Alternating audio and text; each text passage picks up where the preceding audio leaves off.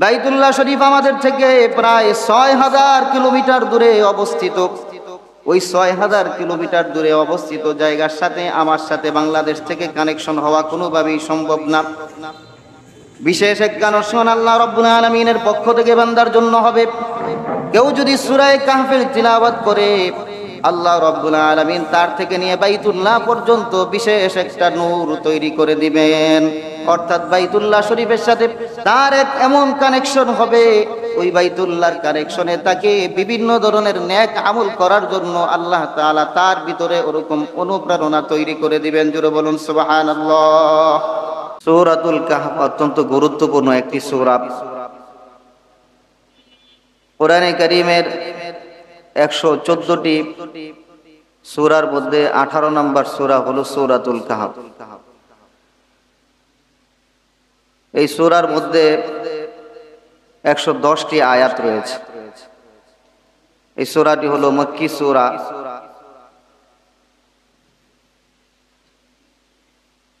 এই সূরার ফজিলত অত্যন্ত গুরুত্বপূর্ণ, বিশেষ করে আমাদের আমলি জিন্দেগি গঠন করার জন্য। শুক্রবার দিন বিশেষ এক আমল এই সূরা কাহফের সাথে সম্পৃক্ত রয়েছে।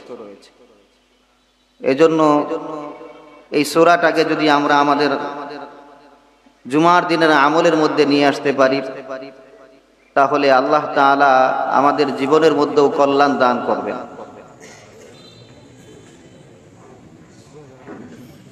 আল্লাহ রাব্বুল আলামিন আমাদের জীবনে যাতে কল্যাণ দান করেন, এই জন্য এই সূরা কাহফের তিলাওয়াত শুক্রবার দিন আমাদের জন্য করা এটা মুসলমান হিসাবে অতীব জরুরি। সূরা কাহফের যে তিলাওয়াত করবে, আল্লাহ রাব্বুল আলামিন তাকে 3টা পুরস্কার দান করবেন। বলেন কয়টা পুরস্কার?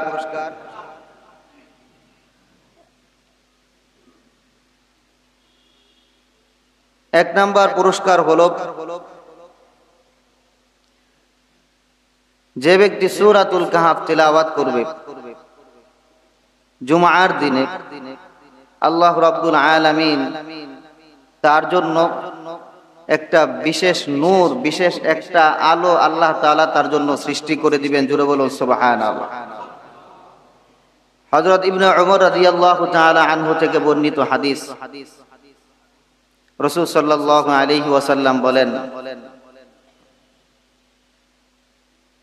মান ক্বারাআ সূরাতাল কাহফি ফি ইয়াউমিল জুমআতি সাতা'a লাহু নূরুম মিন তাহতি কদামিহি ইলা আনানিস সামাআ ওয়া ইউযি'ু লাহু ইয়াওমাল কিয়ামাতি ওয়া গুফিরা লাহু মা বাইনাল জুমআতাইন।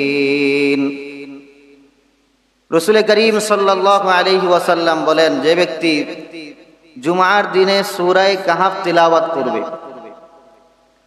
যে ব্যক্তি জুমার দিন সূরা কাহফ তিলাওয়াত করে, আল্লাহ রাব্বুল আলামিন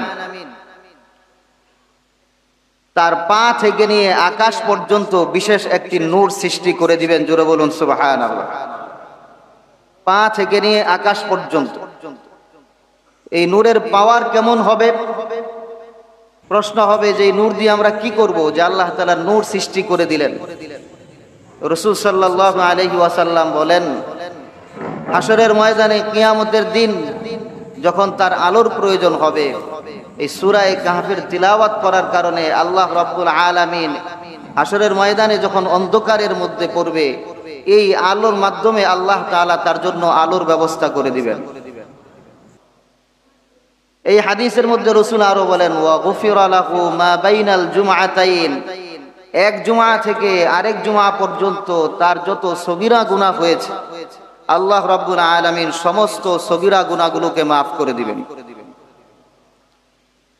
আরেক হাদিসের মধ্যে আরেকটি স্পষ্ট করে রাসূল সাল্লাল্লাহু আলাইহি ওয়াসাল্লাম আরো আমাদেরকে সুসংবাদ দিয়েছেন, যে ব্যক্তি জুমার দিন সূরা কাহফ তিলাওয়াত করবে, আযা লাহু মিনান নূরি মা বাইনাল জুমআতাইন, এক জুমআ থেকে নিয়ে আরেক জুমআ পর্যন্ত, আপনি এক জুমায় সূরা কাহফ তিলাওয়াত করলেন, আরেক জুমআ পর্যন্ত আল্লাহ রাব্বুল আলামিন বিশেষ নূর তৈরি করে দিবেন আপনার জন্য। আরেক হাদিসের মধ্যে রাসূল বলেন, আযা আলাহু মিনান নূরি মা বাইনাহু ওয়া বাইনাল বাইতিল আতীক। কেউ যদি জুমার দিন সূরা কাহফ তিলাওয়াত করে, আল্লাহ রাব্বুল আলামিন যে ব্যক্তি সূরা কাহফের তিলাওয়াত করবে, তার থেকে নিয়ে বাইতুল্লাহ শরীফ পর্যন্ত আল্লাহ রাব্বুল আলামিন বিশেষ এক নূর তৈরি করে দিবেন। আপনি বাংলাদেশের মধ্যে বসে আছেন, কিন্তু সূরা কাহফ তিলাওয়াত করার কারণে পুরা এক সপ্তাহ আপনার ডাইরেক্ট কানেকশন হচ্ছে বাইতুল্লাহর সাথে, শুধুমাত্র সূরা কাহফের তিলাওয়াতের কারণে। আপনার থেকে নিয়ে একটা আলো বাইতুল্লাহ শরীফ পর্যন্ত পৌঁছে গেল। বাইতুল্লাহ শরীফ আমাদের থেকে প্রায় ৬০০০ কিলোমিটার দূরে অবস্থিত। ওই ৬০০০ কিলোমিটার দূরে অবস্থিত জায়গার সাথে আমার সাথে বাংলাদেশ থেকে কানেকশন হওয়া কোনোভাবেই সম্ভব না। বিশেষ এক কানেকশন আল্লাহ রাব্বুল আলামিনের পক্ষ থেকে বান্দার জন্য হবে। কেউ যদি সূরা কাহফের তিলাওয়াত করে, আল্লাহ রাব্বুল আলামিন তার থেকে নিয়ে বাইতুল্লাহ পর্যন্ত বিশেষ একটা নূর তৈরি করে দিবেন। অর্থাৎ বাইতুল্লাহ শরীফের সাথে তার এক এমন কানেকশন হবে, ওই বাইতুল্লাহর কানেকশনে তাকে বিভিন্ন ধরনের নেক আমল করার জন্য আল্লাহ তাআলা তার ভিতরে ওরকম অনুপ্রেরণা তৈরি করে দিবেন। জোরে বলুন সুবহানাল্লাহ। এই জন্য সূরা কাহফের তিলাওয়াত হলো আমাদের জন্য আলোর ব্যবস্থা। আমাদের আলোর কিসের প্রয়োজন? আলো এই জন্য প্রয়োজন হলো, হাসরের ময়দানে আমাদের সকলকে পুল সিরাত পার হতে হবে। পুল সিরাত হবে অনেক বেশি অন্ধকার। রাসূল হাদিসের মধ্যে বলেন, পুল সিরাতটা হবে তরবারির চাইতেও ধারালো, চুলের চাইতেও চিকন, চুলের চাইতেও চিকন, তরবারির চাইতে ধারালো এমন পুল সিরাত, যেই পুল সিরাতের মধ্যে থাকবে অন্ধকার। ওই জায়গার মধ্যে কোনো আলোর ব্যবস্থা থাকবে না। ওই জায়গার মধ্যে আমার আলোর প্রয়োজন হবে, আলোর প্রয়োজন হবে। আলো আমি কোথায় থেকে পাবো? দুনিয়া থেকেই আমাকে আলো অর্জন করে ওই পুল সিরাত পার হওয়ার জন্য ব্যবস্থা নিতে হবে। পুল সিরাতের দুই পাশের মধ্যে থাকবে লৌহ শলাকা, লোহার আংটা থাকবে, কাটার মতো বাঁকা বাঁকা আংটা। জাহান্নামী যখন ওই পুল সিরাত পার হতে যাবে, তখনই ওই আংটাটা তাকে টান দিয়া জাহান্নামের মধ্যে ফেলে দিবে। ওই অন্ধকারের মধ্যে আল্লাহ রাব্বুল আলামিন মুমিন বান্দা যারা আছে তাদেরকে পুল সিরাতের পুল পার হওয়ার আগ মুহূর্তে আল্লাহ রাব্বুল আলামিন তাদেরকে নূর দান করে দিবেন। জোরে বলুন সুবহানাল্লাহ। এই নূরটাও হবে ঈমান আর আমলের পাওয়ারের ভিত্তিতে। যার ঈমান এবং আমলের পাওয়ার যত বেশি হবে, তার নূরটাও অত বেশি মজবুত হবে। যে ব্যক্তির ঈমান এবং আমলের পাওয়ার বেশি হবে, ঈমান আমলের পাওয়ার অনুযায়ী আল্লাহ তাআলা তাকে নূর দান করে দিবেন। কারো নূর হবে ঈমান আর আমলের পাওয়ারের কারণে।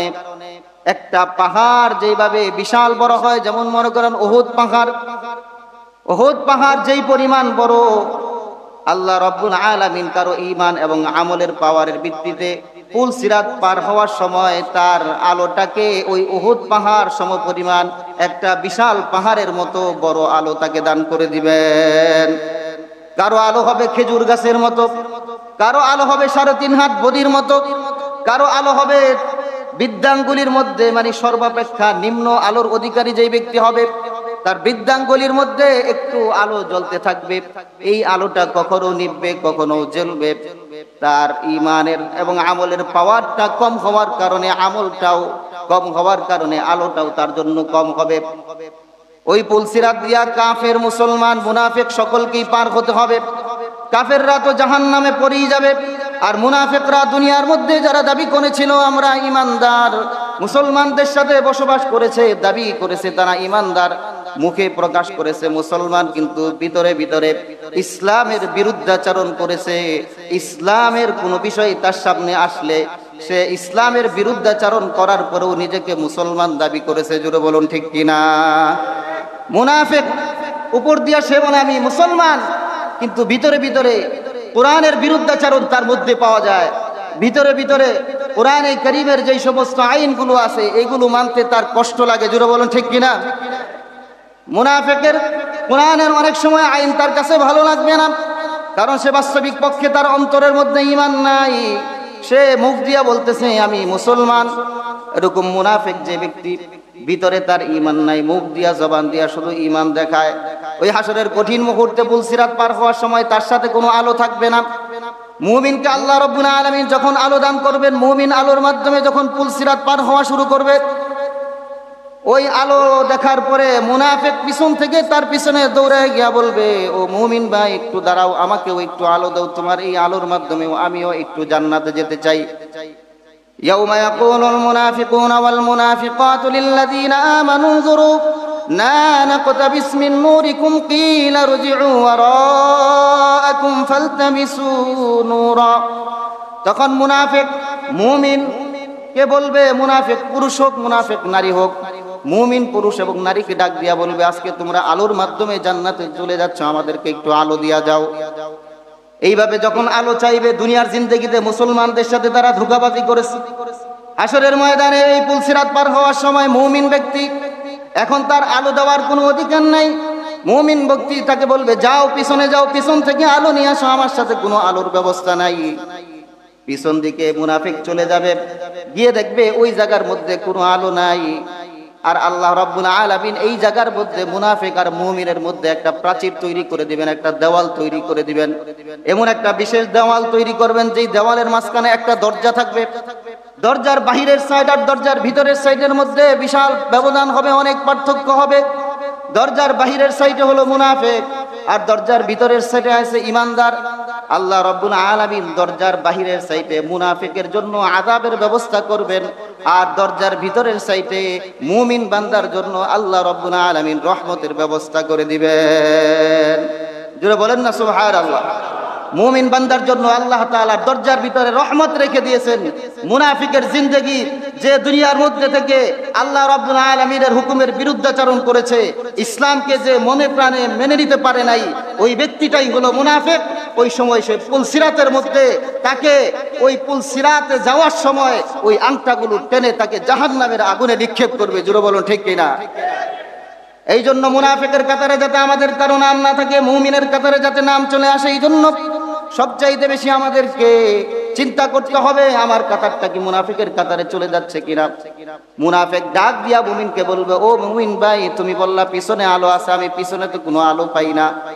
দুনিয়ার জিন্দেগিতে তো আমরা তোমাদের সাথেই ছিলাম, একসাথে উঠা বসা করতাম, একসাথেই চলাফেরা করেছি। আজকে আমাদেরকে একটু আলো প্রদান না করে তোমরা কিভাবে চলে যাচ্ছ আমাদেরকে ছেড়ে? কোরআনের আয়াত বলতেছে, তখন মুমিনরা মুনাফিকদেরকে ডাক দিয়া বলবে, দুনিয়ার জিন্দেগিতে তোমরা আল্লাহ রাব্বুল আলামিনের সাথে বিশ্বাসঘাতকতা করেছো, ইসলামের বিরুদ্ধাচরণ করেছো, নিজেরাই তোমরা নিজেদেরকে বিপদগ্রস্ত করেছো, ইসলামের বিভিন্ন হুকুম আহকাম নিয়ে তোমরা সন্দেহ পোষণ করেছো। জুড়ে বলুন ঠিক কিনা? ইসলামের কোনো বিধান আসলে যারা সন্দেহ করবে, ওই বিধানকে দিলে মনে প্রাণে মানতে না চাবে, এটা কোরআনের ফায়সালা, তারা মুমিন হতে পারে না, তারা মুনাফিক। জুড়ে বলুন ঠিক কিনা? ইসলামের সমস্ত বিধানগুলোকে দিল থেকে মানতে হবে। ইসলাম যা বলে ওটা আমার বুঝে আসুক বা না আসুক, দিলে মনে প্রাণে আমাকে অবশ্যই মেনে নিতে হবে, নতুবা পুলসিরাতে পার হওয়া আমার জন্য কোনোভাবেই সম্ভব হবে না। জুড়ে বলুন ঠিক কিনা? মুমিন বান্দা ডাক দিয়া বলবে, আজকে কিছুই করার নাই, তোমার নিজের ঈমানকে তুমি নিজেই নষ্ট করেছো, তুমি নিজেই বিপদে পড়েছো, এই জন্য তোমার সাথে আমার সাথে কোনো সম্পর্ক নাই। আজকে তুমি যতই চেষ্টা করো না কেন, যতই বিনিময় দেওয়ার চেষ্টা করো না কেন, তোমার কোনো উপায় নাই। মাওয়াকুমুন নার, তোমাদের ঠিকানা হলো জাহান্নাম। জাহান্নাম, জান্নাতে যাওয়ার অধিকার তোমাদের জন্য কোনোভাবেই নাই। জোরে বলুন ঠিক কিনা? এই জন্য এক নাম্বার, মুমিনের জন্য আল্লাহ তাআলা নূর তৈরি করে দিবেন সূরা কাহফের তিলাওয়াতের মাধ্যমে। নূরও হবে এমন বিশেষ নূর। আল্লাহ তাআলা কোরআনে কারীমের মধ্যে বলেছেন, নূরুহুম ইয়াসআ বাইনা আইদিহিম ওয়া বিআইমানিহিম। মুমিনের নূরটা তার সামনে এবং তার ডান দিকে আলো থাকবে। এই যে দেখেন লাইট, এই লাইটের মধ্যে আলো জ্বলতেছে, এই লাইটটা যেই জায়গার মধ্যে অবস্থান করতেছে এইখানেই শুধু আলোটা আছে, ওইখানে যাওয়ার পরে আর আলো পাওয়া যাবে না। তাহলে মুমিনের আলো আল্লাহ রাব্বুল আলামিন এত সুন্দর করবে, তার সাথে আলোটা দিয়া দিবেন যে আলোটা দূরে অবস্থান করবে এরকম নয়, তার সামনে এবং তার ডান দিকের মধ্যে আলো থাকবে। মুমিন পুলসিরাতে পার হতে থাকবে, ওই নূরটা, ওই আলোটা তার সাথে সাথে দৌড়াতে থাকবে। তখন মুমিন ব্যক্তি ডাক দিয়া বলবে, রব্বানা আতমিম লানা নূরানা ওয়াগফির লানা। মুমিন ব্যক্তি ডাক দিয়া বলবে, ওগো আল্লাহ, আমার এই নূরকে আপনি পূর্ণ করে দিন, আমার জিন্দেগীর সমস্ত গুনাহগুলো মাফ করে দিন।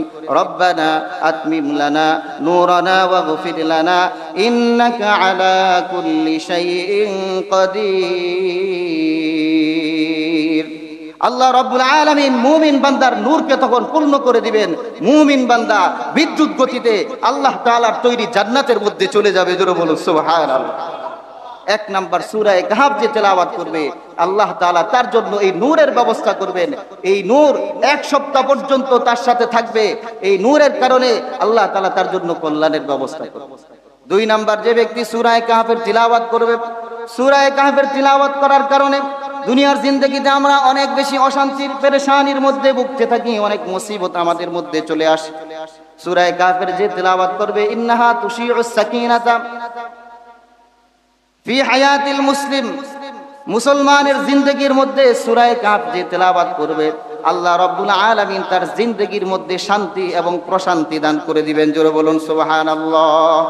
বুখারী শরীফের 5011 নম্বর হাদিস, হযরত বারা ইবনে আযিব রাদিয়াল্লাহু তাআলা আনহু থেকে বর্ণিত। তিনি বলেন, একজন সাহাবী, একজন ব্যক্তি সূরা কাহফের তিলাওয়াত করতেছিল।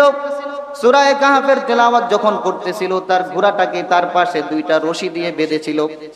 তার ঘোড়া তার পাশেই কোরআন তেলাওয়াতের সময় দুইটা রশি দিয়ে বেঁধে তার সামনে ঘোড়াটা বাঁধা ছিল, আর সূরা কাহফের তিলাওয়াত তিনি করতেছিলেন।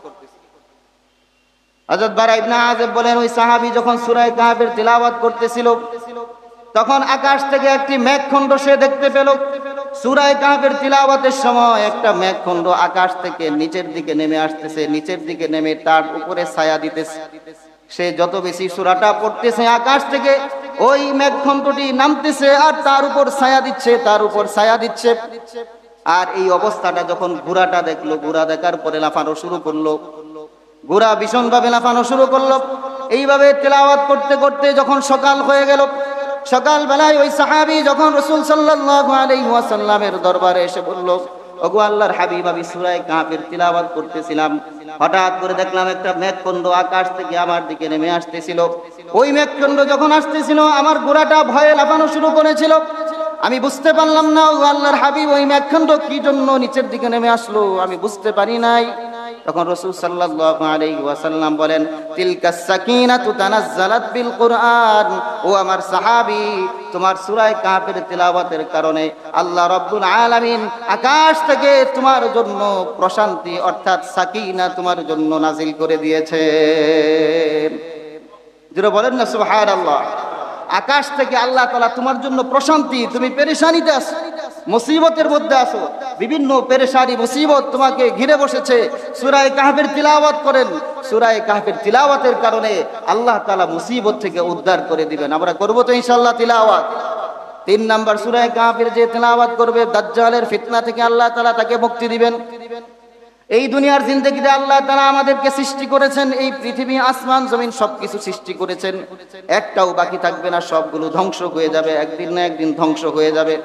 তো আল্লাহ রাব্বুল আলামিন এই আসমান জমিন ধ্বংস করবেন। ধ্বংস করার জন্য মানুষকে আল্লাহ তাআলা বিভিন্নভাবে পরীক্ষা করবেন। বিভিন্ন ফিতনা মানুষের সামনে চলবে, একের পর এক ফিতনা তাদের সামনে আসতে থাকবে। যতই দিন গড়াবে তত বেশি ফিতনা আসবে, কিয়ামত যত ঘনিয়ে আসবে ততই বেশি ফিতনা আসবে। ফিতনাগুলোর মধ্যে সবচাইতে ভয়ঙ্কর ফিতনা হলো দাজ্জালের ফিতনা। অনেকগুলো ফিতনা আসবে, ফিতনার কারণে মানুষের অবস্থা এরকম হবে, জ্বলন্ত অঙ্গার যেইভাবে হাতের মধ্যে নিয়ে রাখা কঠিন হবে, ফিতনার কারণে মানুষ তার হাতের মধ্যে যেইভাবে জ্বলন্ত অঙ্গার রাখতে পারে না, জ্বলন্ত অঙ্গার রাখা যেমন কঠিন, এত বেশি পরিমাণে ফিতনা আসবে, মানুষ তার ঈমান টিকে রাখাটা অনেক বেশি কঠিন হয়ে যাবে। যতটা না অন্ধকার, ফিতনাটা এর চাইতেও বেশি অন্ধকার হবে। ফিতনাটা এত বেশি প্রকট আকার ধারণ করবে ফিতনার কারণে। ইউসবিহুর রাজুলু মুমিনান আও ইউমসি কাফিরান আও ইউমসির রাজুলু মুমিনান ওয়া ইউসবিহু কাফিরা। একজন ব্যক্তির অবস্থা এরকম হবে, ইউসবিহুর রাজুলু মুমিনান, সকালবেলা একটা ব্যক্তি মুমিন থাকবে, ইউমসি কাফিরা, ফিতনা এত প্রকট আকার ধারণ করবে, সকালবেলা যেই ব্যক্তিটা মুসলমান ছিল বিকাল বেলা কাফের হয়ে যাবে। ইউমসি মুমিনান ইউসবিহু কাফিরা, বিকাল বেলা যেই ব্যক্তিটা ঈমানদার থাকবে সকাল বেলা ফিতনার কারণে কাফের হয়ে যাবে। এত প্রকট আকার ধারণ করবে। রাসূল বলেন ইয়াবিউ দীনাহু বিআরাদিম মিনাদ দুনিয়া, দুনিয়ার সামান্য বিষয় পাওয়ার জন্য, দুনিয়াকে পাওয়ার জন্য নিজের ঈমানকে পর্যন্ত ফিতনার কারণে বিক্রি করে দিবে। জোরে বলুন ঠিক কিনা? দুনিয়ার একটু স্বার্থের জন্য, দুনিয়ার একটু সম্মান পাওয়ার জন্য, দুনিয়ার একটু নেতৃত্ব পাওয়ার জন্য, দুনিয়ার মানুষের একটু অনুকম্পা পাওয়ার জন্য, দুনিয়ার ধন সম্পদ উপার্জন করার জন্য ফিতনা এত প্রকট আকার ধারণ করবে। ওই ফিতনার কারণে মুমিন ব্যক্তি ফিতনার মধ্যে পড়ে তার ঈমানকে বিসর্জন দিয়া দিবে। জোরে বলুন নাউযুবিল্লাহ। তো রাসূল বলতেছেন এমন ফিতনা আসবে, ঈমান বিসর্জন দিবে। ৬০-৭০ বছরের জিন্দেগি যেটাকে সে ঈমানের উপর গঠন করেছে, এক মুহূর্তে সে তার ঈমানের বিসর্জন দিবে। সকালবেলা মুসলমান থাকার পরে বিকালবেলা কাফের হবে, বিকালবেলা মুসলমান থাকার পরে সকালবেলা কাফের হবে। এত প্রকট ফিতনা আসবে। ওই ফিতনা থেকে আমাদেরকে বাঁচার উপায় কি? দাজ্জালের ফিতনা আসবে, দাজ্জাল ছাড়াও আরো বহু ফিতনা আসবে। আজকের এই জামানার মধ্যে ফিতনা তো অত পরিমাণ এখনো আসে নাই, যতটুকু ফিতনাই আমাদের সামনে চলে এসেছে, এই ফিতনার সামনেই আমরা আমাদের ঈমানকে টিকিয়ে রাখতে পারছি না। জোরে বলুন ঠিক কিনা? তার প্রকট যখন ফিতনা আসবে, ফিতনার আকার যখন আরো বড় হবে, তো আমাদের ঈমানের অবস্থা কি হবে? তো রাসূল সাল্লাল্লাহু আলাইহি ওয়াসাল্লাম বলেন, ফিতনা থেকে বাঁচতে চাও, দাজ্জালের ফিতনা থেকে বাঁচতে চাও, আরো ফিতনা থেকে বাঁচতে চাও, সূরা কাহফের তিলাওয়াত করো। আল্লাহ রাব্বুল আলামিন তোমাকে ফিতনা মুক্ত জিন্দেগি দান করবেন। জোরে বলুন সুবহানাল্লাহ। এই জন্য সূরা কাহফের তিলাওয়াত আমরা যদি করি, আল্লাহ তাআলা আমাদেরকে ফিতনা মুক্ত জিন্দেগি দান করবেন। বিশেষ করে সূরা কাহফের প্রথম 10 আয়াত এবং শেষ 10 আয়াত, এক হাদিসের মধ্যে প্রথম 10 আয়াতের কথা, আরেক হাদিসের মধ্যে শেষ 10 আয়াতের কথা। মুসলিম শরীফের 809 নম্বর হাদিসের মধ্যে সূরা কাহফের শুরু 10 আয়াত যদি কেউ তেলাওয়াত করে, রাসূল বলেন মান করাআ 10 আয়াতিন মিন আউয়ালি সূরাতিল কাহফি উসিমা মিনাদ দাজ্জাল, কেউ যদি সূরা কাহফের শুরু 10 আয়াত তেলাওয়াত করে আল্লাহ রাব্বুল আলামিন তাকে দাজ্জালের ফিতনা থেকে হেফাজত করবেন। জোরে বলুন সুবহানাল্লাহ। আরেক হাদিসের মধ্যে আছে শেষের 10 আয়াত যদি কেউ তেলাওয়াত করে আল্লাহ রাব্বুল আলামিন তাকে দাজ্জালের ফিতনা থেকে হেফাজত করবেন। এই জন্য দাজ্জালের ফিতনা থেকে যদি আমরা বাঁচতে চাই, আরো যে কোনো ফিতনা আমাদের সামনে আসুক, আমরা যদি পারি সূরা কাহফ পুরাটাই তেলাওয়াত করব, তাহলে এক জমা থেকে আরেক জমা পর্যন্ত আলো তৈরি হলো। আমার থেকে নিয়ে বাইতুল্লাহ শরীফ পর্যন্ত আলোর ব্যবস্থা হলো, আমার থেকে নিয়ে আকাশ পর্যন্ত আলোর ব্যবস্থা হলো, যদি পুরাটা করতে পারি। আর যদি পুরাটা করতে না পারি, কমপক্ষে শুরু 10 আয়াত এবং শেষের 10 আয়াত আমরা অবশ্যই পড়ব তো ইনশাআল্লাহ। তাহলে যে কোনো ধরনের ফিতনা থেকে আল্লাহ তাআলা আমাদেরকে হেফাজত করবেন। এই জন্য আমরা আল্লাহর কাছে দোয়া করি, আল্লাহ তাআলা আমাদেরকে ফিতনা মুক্ত জিন্দেগি গঠন করার তৌফিক দান করুন। সকলে বলেন আমিন। এ হলো সূরা কাহফের ফজিলত। সূরা কাহফ নাজিল হওয়ার কারণ কি? এটা গুরুত্বপূর্ণ সূরা। এই সূরাটা যখন অবতীর্ণ হলো, সূরাটা এত দামি সূরা, সূরাটা অবতীর্ণ হওয়ার সময় এই সূরার সঙ্গে আল্লাহ তাআলা ৭০,০০০ ফেরেশতাকে এই সূরার সাথে আল্লাহ তাআলা প্রেরণ করেছেন। জোরে বলেন না সুবহানাল্লাহ। ৭০,০০০ ফেরেশতা এই সূরাটা নিয়ে রাসূল সাল্লাল্লাহু আলাইহি ওয়াসাল্লামের কাছে যখন জিবরিল আলাইহিস সালাম ওহী নিয়ে আসলেন, ৭০,০০০ ফেরেশতা এই সূরার সাথে অবতীর্ণ করেছেন। এই ৭০,০০০ ফেরেশতা এই সূরাটা নিয়ে রাসূলের সামনে আগমন করেছেন। সুবহানাল্লাহ। এই সূরাটা কেন নাজিল হলো? রাসূল সাল্লাল্লাহু আলাইহি ওয়াসাল্লাম যখন মক্কার কাফেরদেরকে দাওয়াত দিলেন, বললেন বলো লা ইলাহা ইল্লাল্লাহ, লা ইলাহা ইল্লাল্লাহ বলো, আল্লাহ ছাড়া কোনো উপাস্য নাই, এই কথার স্বীকারোক্তি দাও। রাসূল সাল্লাল্লাহু আলাইহি ওয়াসাল্লাম যখন মক্কার কাফেরদেরকে এইভাবে দাওয়াত দেওয়া শুরু করলেন, দাওয়াতের অবস্থা দেখে মক্কার কাফেররা তারা অত্যন্ত বিব্রত বোধ করতে লাগলো। যেই সমস্ত মানুষরা তারা ভাই ভাই ছিল, বন্ধু বন্ধু ছিল, পরিবারের মধ্যে মা বাপ ছেলে মেয়ে একসাথে যেইভাবে সম্পর্ক ছিল, রাসূল সাল্লাল্লাহু আলাইহি সাল্লাম যখন ইসলামের দাওয়াত দিলেন, ইসলামের সত্যবাণী পেয়ে যখন অনেকে ইসলাম ধর্ম গ্রহণ করলো, তখন তাদের সাথে সম্পর্ক যখন নষ্ট হয়ে যেতে লাগলো, মানুষগুলো যখন ইসলামের মধ্যে দীক্ষিত হতে লাগলো, তখন তারা পেরেশান হয়ে গেল। রাসূল সাল্লাল্লাহু আলাইহি ওয়াসাল্লামের কাছে এসে বলল, ও মুহাম্মদ তুমি কি চাও বলো। তুমি যা চাইবে আমরা তোমাকে তাই দিবে। তুমি যদি নেতৃত্ব চাও নেতৃত্বের ব্যবস্থা করে দিব, কোটি কোটি টাকার সম্পত্তি চাও সম্পত্তির ব্যবস্থা করে দিব, তুমি যা চাও সব কিছু দিব। তারপরেও তুমি আমাদের বিরুদ্ধে যে প্রপাগান্ডা শুরু করেছো এই প্রপাগান্ডা থেকে তুমি বিরত থাকো, আমাদেরকে এই দ্বীনের দাওয়াত দিও না, এই দাওয়াত থেকে তুমি বিরত রাখো, এই দাওয়াত থেকে তুমি বিরত থাকো। তখন রাসূল সাল্লাল্লাহু আলাইহি ওয়াসাল্লাম তাদেরকে ডাক দিয়ে বললেন, তোমরা যদি আমার এক হাতের মধ্যে সূর্য এনে দাও, আরেক হাতের মধ্যে চন্দ্র এনে দাও, আমি যেই দিনের দাওয়াত শুরু করেছি এই দিনের দাওয়াত দেওয়ার ক্ষেত্রে তোমরা যদি চন্দ্র দাও সূর্যও দাও, তারপরও আমি এক কিঞ্চিত পরিমাণ আমি এই দিনের দাওয়াত থেকে পিছপা হব না। জোরে বলুন সুবহানাল্লাহ। আমার জীবন চলে যেতে পারে, এই দাওয়াতের কাজ করতে করতে আমি এই জায়গার মধ্যে নিঃশেষ হয়ে যাব, আমার জীবন শেষ হয়ে যাবে, তারপরেও আমি দাওয়াতি কাজ বন্ধ করতে পারবো না। জোরে বলুন সুবহানাল্লাহ। মক্কার কাফেররা এখন পেরেশান, কি করা যায়? নবী মুহাম্মদকে তো কোনোভাবেই দমানো যাচ্ছে না, সে আমাদের কোনো কথাই শুনতেছে না, আমাদের বিরুদ্ধাচরণ করতেছে। এখন নবী মুহাম্মদকে কিভাবে দমানো যায়? তারা পরামর্শ গ্রহণ করলো, সমস্ত কাফেররা বলল, পরামর্শ গ্রহণ করার পরে বলল, যাও যাও মদিনার ইহুদিদের কাছে গিয়া জিজ্ঞাসা করো তাদের কাছে কোনো ফাইসালা আছে কিনা, তাদের কাছে গিয়ে জিজ্ঞাসা করো। 40 বছর পর্যন্ত একজন ব্যক্তি আমাদের সামনে ছিল, তাকে আমরা সত্যবাদী হিসাবে স্বীকৃতি দিয়েছি, 40 বছর পরে সে দাবি করতেছে সে নাকি নবী, আমাদের মূর্তির বিরুদ্ধে কথা বলে। তোমাদের কাছে এমন কোনো বিষয় আছে কিনা যেই বিষয়ের মাধ্যমে তিনি সত্য না মিথ্যা আমরা এটা বুঝতে পারবো।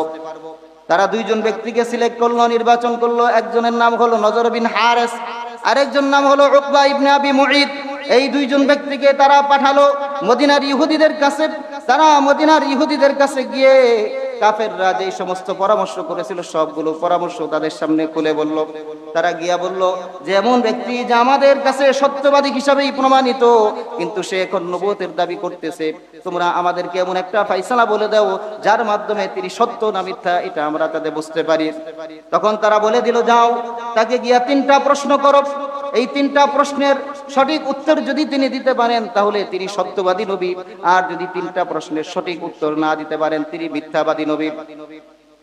তারা নজর বিন হারেস, উকবা ইবনে আবি মুঈদ 3টা প্রশ্ন নিয়ে উকবা ইবনে আবি মুঈদ নজর বিন হারেস চলে আসলো কাফেরদের কাছে, এসে বলতেছে আমরা ফয়সালা নিয়ে এসেছি, আমাদের আর কোনো পেরেশানি নাই, চিন্তা নাই। এবার নবী মুহাম্মদ যে নবুয়তের দাবি করতেছে এটার মিথ্যাবাদী না সত্যবাদী এটার প্রমাণিত হয়ে যাবে, আমাদের সাথে তার সাথে ফয়সালা হয়ে যাবে। আয়েশা, মক্কার কাফেররা সকলেই এসে রাসূল সাল্লাল্লাহু আলাইহি ওয়াসাল্লামকে 3টা প্রশ্ন করলো। 1 নাম্বার প্রশ্ন হলো ওই যুবকদের সম্পর্কে জিজ্ঞাসা করার জন্য তাদেরকে বলা হলো, ইহুদিরা বলল তাকে গিয়া জিজ্ঞাসা করবা ওই যুবকদের সম্পর্কে যেই যুবকরা প্রাচীন কালে তাদের শহর ছেড়ে পালিয়ে গিয়েছিল এবং পালিয়ে যাওয়ার পর এক যুগ যুগান্তরে তারা ঘুমিয়ে কাটিয়েছিল। এই দীর্ঘ সময় ঘুমানোর পরেও তাদের শরীর সম্পূর্ণ অক্ষত ছিল, তাদের শরীরের মধ্যে কোনো পচন ধরে নাই, তাদের শরীরের মধ্যে কোনো ধরনের একটা দাগও পড়ে নাই। জোরে বলুন সুবহানাল্লাহ। তাদের সম্পর্কে জিজ্ঞাসা করো, দেখো তিনি জবাব দিতে পারে কিনা। 2 নাম্বার তাকে জিজ্ঞাসা করবে ওই ব্যক্তি সম্পর্কে যেই ব্যক্তি সারা পূর্ব পশ্চিম, সারা পৃথিবীর পূর্ব পশ্চিম সফর করেছিলেন এবং সারা বিশ্বের উপর রাজত্ব করেছিলেন, ওই ব্যক্তির ঘটনাটা কি। 3 নাম্বার তাকে জিজ্ঞাসা করবে রূহ কি জিনিস, আল্লাহ রাব্বুল আলামিন আমাদের মধ্যে যে রূহ দিয়েছেন, আত্মা দিয়েছেন, তাকে জিজ্ঞাসা করবে রূহ এটা কি। এই 3টা প্রশ্ন রাসূল সাল্লাল্লাহু আলাইহি ওয়াসাল্লামের কাছে গিয়ে তারা রাসূলকে প্রশ্ন করলো, আপনি এই 3টা প্রশ্নের জবাব দেন। রাসূল সাল্লাল্লাহু আলাইহি ওয়াসাল্লাম এই জায়গার মধ্যে বললেন আগামীকাল তোমাদেরকে জবাব দিব। এই জায়গার মধ্যে রাসূল সাল্লাল্লাহু আলাইহি ওয়াসাল্লাম ইনশাআল্লাহ বলতে ভুলে গেলেন। রাসূল বললেন আগামীকাল জবাব দিব, ইনশাআল্লাহ বলেন নাই। আগামীকাল যখন জবাব দিবে ইনশাআল্লাহ যখন বলা হলো না, আগামীকাল কাফেররা আসলো, আয়েশা বলতেছে ও নবী মুহাম্মদ তোমার কাছে যে 3টা প্রশ্নের জবাব চাইলাম ওই 3টা প্রশ্নের জবাব দাও। কিন্তু রাসূল তো এখন পেরেশান, আল্লাহ তাআলা রাসূলের কাছে ওহী প্রেরণ করেন, ওহীর মাধ্যমে সব কিছুর জবাব রাসূল সাল্লাল্লাহু আলাইহি ওয়াসাল্লাম প্রদান করে থাকেন, কিন্তু রাসূলের কাছে ওহী আসে নাই। রাসূল পেরেশান হয়ে গেলেন, অস্থির হয়ে গেলেন, কেন ওহী আসতেছে না। ওদিক দিয়া মক্কার কাফেররা যখন রসুল বলছিলেন আগামীকাল জবাব দিবেন, আজকে তো আগামীকাল হয়ে গেছে, জবাব দিতে পারতেছে না। মক্কার কাফেররা তারা অত্যন্ত খুশি, নবী মুহাম্মদ এতদিন পর্যন্ত যে নবুয়তের দাবি করেছে এটা মিথ্যা প্রমাণিত হয়েছে। তারা রসুলকে নিয়ে বিদ্রুপাত্মক আচরণ করতে লাগলো, ক্রিটিসাইজ করতে লাগলো। এইভাবে দিন যায়, রসুলের পেরেশানি বাড়তে থাকলো। আল্লাহর কাছে দোয়া করতে থাকলেন, ওগো আল্লাহ আপনি ওহী নাজিল করেন, আপনি ওহী নাজিল করেন।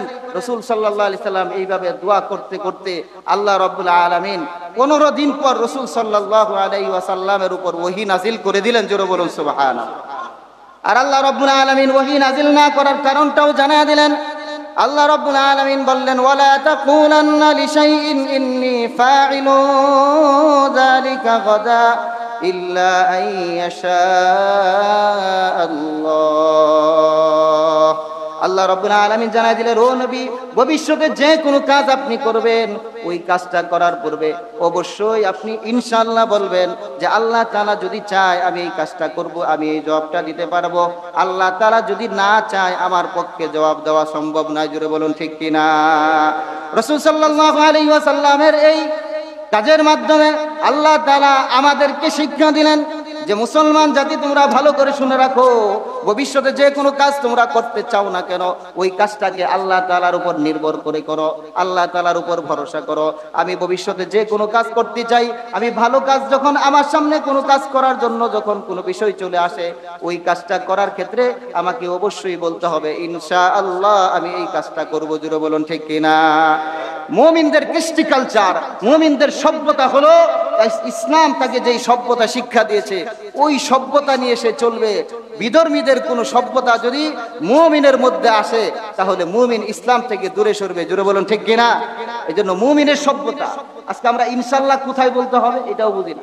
একজন ব্যক্তিকে জিজ্ঞাসা করলাম, ভাই আপনি কেমন আছেন? বলে ইনশাআল্লাহ ভালো আছি। আপনি কেমন আছেন এটা তো আপনার অতীতকালে চলে গেছে, আপনার অবস্থা কেমন এখন, ডাইরেক্ট অবস্থা আপনার কেমন আছে এখন বর্তমানের সাথে সম্পর্ক, তখন আপনাকে বলতে হবে আলহামদুলিল্লাহ আমি ভালো আছি। আর যদি ইনশাআল্লাহ বলেন এটা তো ভবিষ্যতের সাথে সম্পর্ক। এই জন্য কোন জায়গায় ইনশাআল্লাহ বলতে হবে? ভবিষ্যতের যে কোনো কাজ। আমি একটা সফরে বের হচ্ছি, আগামীকাল সফরে যাব, তো একজনের সাথে কথা বলার সময় বলবো ইনশাআল্লাহ আমি আগামীকাল সফরে যাব, এটার সাথে ইনশাআল্লাহ। আর যেই কাজটা আমার সম্পূর্ণ হয়ে গেছে, আমি খানা খেয়ে আসলাম, জিজ্ঞাসা করলে বলতে হবে আলহামদুলিল্লাহ আমি খানা খেয়েছি।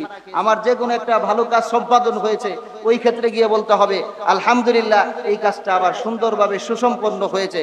আর আশ্চর্য কোনো বিষয় যখন আমাদের সামনে আসবে, ওই ক্ষেত্রে গিয়ে আমাদেরকে বলতে হবে সুবহানাল্লাহ। এগুলো হলো মুমিনের কৃষ্টি কালচার।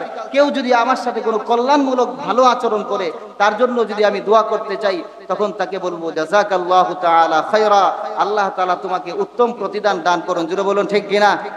ওই থ্যাংক ইউ, হেলো টেলো যা বলবেন ওগুলি একটু পরেই বলেন। এর আগে মুসলমানদের যে কৃষ্টি কালচার এটা গ্রহণ করেন। আমরা থ্যাংক ইউ আমাদের মুখের মধ্যে থাকে, ওকে আমাদের মুখের মধ্যে থাকে, কিন্তু ইসলামের যে শিক্ষা, এটা মুসলমানরা এই ইসলামের শিক্ষা থেকে অনেক দূরে চলে যাচ্ছে। জুড়ে বলুন ঠিক কিনা? এই জন্য এই শিক্ষা আমাদের মধ্যে থাকতে হবে। একজন ব্যক্তি বাজারে গরু কিনতে গিয়েছে, এখন গরু কিনতে যাওয়ার সময় তার পকেটের মধ্যে টাকা আছে, সে গরু কিনতে যাচ্ছে। একজন ব্যক্তি তাকে জিজ্ঞাসা করলো, ভাই কোথায় যাও? ওই গরু কেনার জন্য যাই। তো বলে ইনশাআল্লাহ বলো। কেন ইনশাআল্লাহ বলবো? বাজারের মধ্যে গরু আছে, আমার পকেটের মধ্যে টাকা আছে, তো ইনশাআল্লাহ বলার তো কোনো প্রয়োজন নাই। এইভাবে সে তার সাথে তর্ক করে চলে গেল। এখন বাজারের মধ্যে যখন গরু দরদাম করলো, দরদাম করার পরে যখন এখন গরুটাকে সে কিনতে যাচ্ছে, এখন দরদাম ঠিক হয়ে গেল। ঠিক হয়ে যাওয়ার পর পকেটের মধ্যে হাত দিছে। এখন হাত দেওয়ার পরে দেখে নিচ দিয়ে হাত বের হয়ে গেছে। এখন তো পকেটের মধ্যে আর টাকা নাই, গেলে টাকা কোথায় গেল? একজন ব্যক্তি জিজ্ঞাসা করলো, ভাই তোমার কি হয়েছে? তো ভাই ইনশাআল্লাহ গরু কিনতে আনছিলাম, ইনশাআল্লাহ গরু দাম করলাম, ইনশাআল্লাহ পকেটে টাকা নাই। এখন ইনশাআল্লাহ সীমা নাই। ইনশাআল্লাহ তো আপনাকে কাজ সম্পন্ন করার আগে বলতে হবে। আপনার যদি ক্ষতি হয়ে যায়, আপনার যে কোনো একটা কাজ করতে গেলেন, ওইটা আল্লাহ তাআলার পক্ষ থেকে সম্পাদন হলো না, আল্লাহর উপর নির্ভর করলেন না, পরে ইনশাআল্লাহ বলাতে কোনো কাজ আসবে না। জুড়ে বলুন ঠিক কিনা? এই জন্য এইটার থেকে শিক্ষা হলো, ভবিষ্যতের যে কোনো কাজে মুসলমান আল্লাহ তাআলার উপর ভরসা করে করবে, দুনিয়ার কোনো মানুষের উপর ভরসা করবে না। ভাই আপনি না থাকলে আমার এই কাজটা হবে না, ভাই আপনি না করে দিলে এটা হবে না। দুনিয়ার কোনো মানুষ এটা হলো আমার জন্য ওসিলা মাধ্যম, তাকে বলতে হবে ভাই আল্লাহ তাআলা আপনি যদি একটু আমার জন্য জন্য উপকার করেন, আপনার মাধ্যমে আল্লাহ আমার জন্য এই কাজটা করে দিবেন। কি বলে ঠিক কিনা? আল্লাহর উপর নির্ভর করে বলতে হবে, কোনো মানুষের উপর নয়। এই জন্য আমরা সকলেই এখান থেকে নিয়ত করি যে আমরা প্রতিটা কাজে ইনশাআল্লাহ বলবো। আর সূরা কাহফের যে আমলের কথাগুলো আমরা শুনলাম, সামনের যে শুক্রবার, আজকে শুক্রবার চলতেছে, এই শুক্রবারেও তিলাওয়াত করবেন। প্রতিটা শুক্রবারেই আমরা সূরা কাহফের তিলাওয়াত করব। পুরাটা যদি নাও পারি সময়ের স্বল্পতার কারণে, কমপক্ষে শুরু 10 আয়াত এবং শেষের 10 আয়াত আমরা অবশ্যই করব। রাজি আছি তো ইনশাআল্লাহ? আল্লাহ তাআলা আমাদেরকে আমল করার তৌফিক দান করুন। ওয়া আখিরু দাওয়ানা আলহামদুলিল্লাহি রাব্বিল আলামিন।